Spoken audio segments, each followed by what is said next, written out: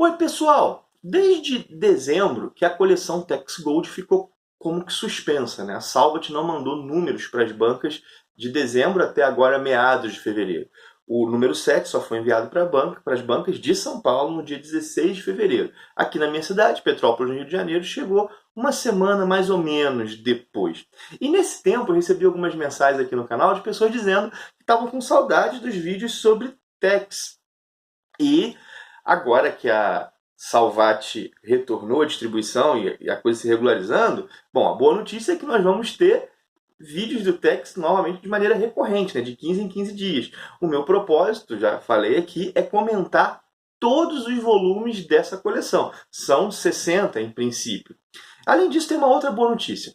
Nesse período que a coleção ficou suspensa, eu fiquei curioso e com um pouco de saudade de ler também as histórias do personagem, e peguei a mensal. Eu gostei, fiz inclusive um vídeo, vou deixar o link aqui na descrição, e eu tô com agora, pelo menos nos próximos 2, 3 meses, eu vou me aventurar na mensal do personagem e vou comentar aqui no canal também.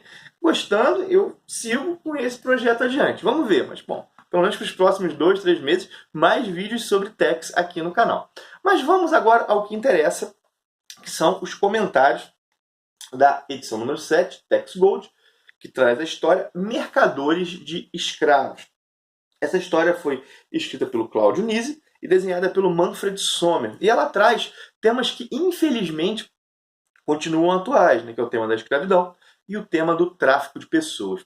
Bom, nessa história, o Tex ele é contatado por um padre que pede que ele venha em seu auxílio. Esse padre vive na região fronteiriça com o México e o Tex diz que tem uma dívida de gratidão com esse padre, porque no passado ele acolheu uma índia que foi sequestrada da sua tribo, estuprada e abandonada. Estuprada, engravidada e abandonada pelo sequestrador. E o padre avisou a família e a índia optou por continuar morando na missão que aquele padre era responsável e criar o filho dela ali. Bom, o Tex então, por essa gratidão, vai em auxílio ao sacerdote, chegando lá descobre que nesse momento o que havia acontecido é que o filho dessa índia, junto com 2 amigos, foi sequestrado também. E o Tex parte na investigação. E tem grande dificuldade de conseguir informações nas cidades que ele chega, nas pequenas cidades, nas vilas, as pessoas não falam sobre aquilo.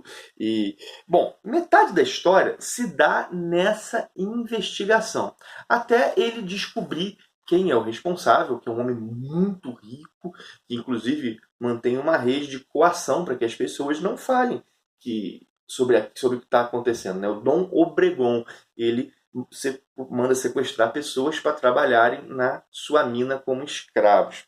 Bom, nessa primeira parte aparece um personagem muito interessante, que é quem revela o tudo, onde é a mina, o que está acontecendo para o Tex, que é um padre que foi escravizado também e que conseguiu fugir. E é através desse padre que o Tex obtém as informações que são fundamentais, né? Já mencionei isso. Essa edição, a história tem 2 partes, né? Na primeira é a investigação. Na segunda é a infiltração na mina. A meu ver, embora a primeira parte tenha alguns elementos legais, ela foi mais longa do que deveria. Então ela tirou espaço da segunda parte, que é mais interessante, que é a infiltração na mina e a libertação dos escravos. Um ponto negativo em relação a essa história é o papel do Kit Carson. O que acontece? O Kit Carson ele funciona nessa história como um recurso do autor para explicar as coisas ao leitor. Só que ao fazer isso, o Claudio Nisi como que emburrece o Kit Carson e ele pergunta coisas óbvias para o Tex. Isso, pô, o cara é um ranger experiente, tem certas coisas que ele saberia, né? Se fosse o Kit Wheeler, o filho do Tex, isso faria mais sentido, tá? O pai ensinando ao filho as coisas. Então acho que foi uma opção equivocada do Nisi usar o Carson para essa função. De todo modo, é uma história bem interessante que mostra aí que tem 2 partes e que mostra os Rangers tanto investigando, que é um papel importante, quanto combatendo. É legal, embora o peso poderia ter sido melhor ajustado entre os 2 blocos.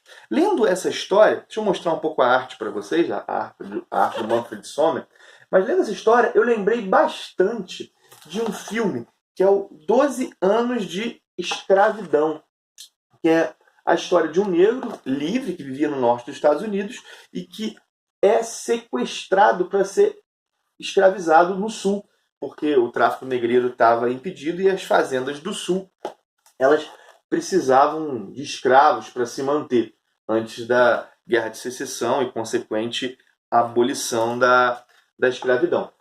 A pegada do filme é bem diferente da pegada da história, mas elas estão unidas pela temática, que é essa ideia do tráfico humano dentro dos Estados Unidos, ali, desse sequestro das pessoas para serem escravizadas. E é, de novo, né, um tema mais do que relevante e que continua, vez por outra a gente vê, né, que no Brasil fazendas com trabalho em situação análoga da escravidão. Cara, realmente, assim, eu tenho ficado bem feliz com algumas das temáticas que o Tex tem trabalhado, que as histórias do Tex têm trabalhado. E o legal, né? Elas são trabalhadas dentro de uma história, né? Isso aqui, não, o cara não está fazendo um documentário. Ele pegou um tema que é relevante, que é interessante, que é socialmente importante, e ele constrói uma história interessante em cima disso, né? O Nise tem bastante essa característica. E aqui, pelo menos, embora tenha uma ou outra, aquele recurso à coincidência não foi tão gritante quanto em outras histórias, como eu já comentei aqui. Tá aí, Mercadores de Escravos, meu comentário sobre a Tex Gold 7. Não posso deixar de pedir, se está chegando no canal agora, dá uma olhada nos outros vídeos, se inscreve no canal, isso é importante pra gente. E também, se gostou desse vídeo, deixa aquele joinha. Abração e até o próximo vídeo.